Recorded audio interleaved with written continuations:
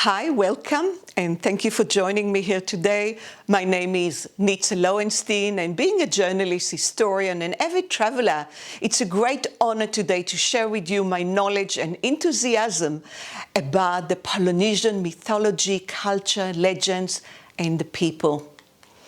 Well, we're going to find out their origin, the creation stories, the deities, who is Maui, Pele, find out about the tattoos, mana, the significance of the Hula, and much, much more.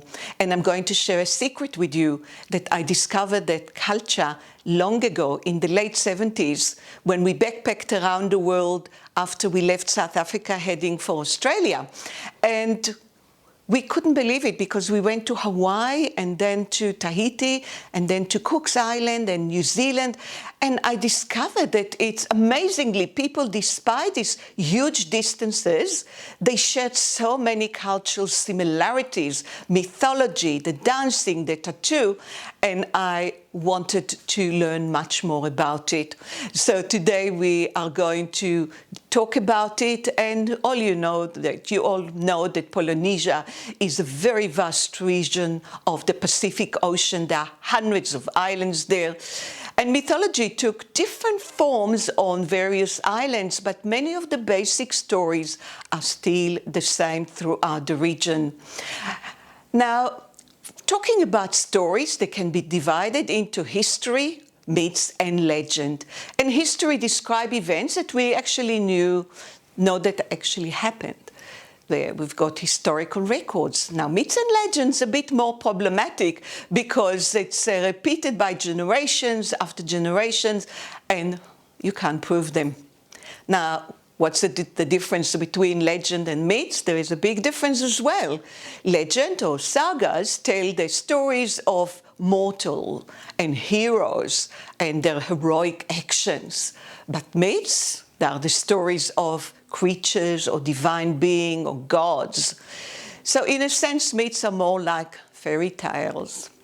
So ancient Polynesians felt a very, very deep connection with nature and explained everything from creation to the lava flowing from volcanoes through their stories and their god and goddesses.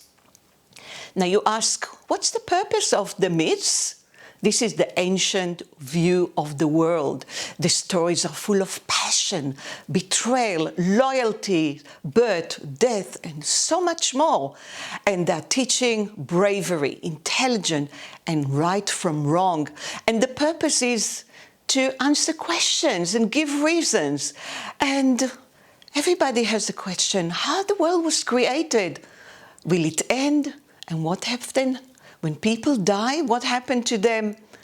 And also to justify a social system and to account for rituals and customs.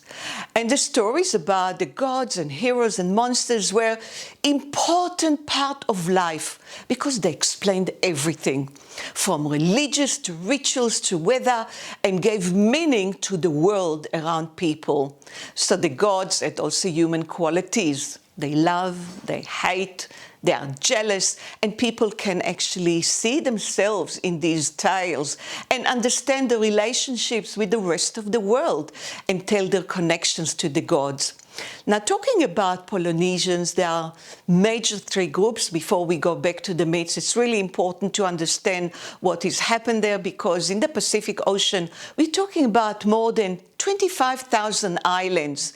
And they are divided into three major groups: the Polynesia, Micronesia, and Melanesia. And you can see all on the map.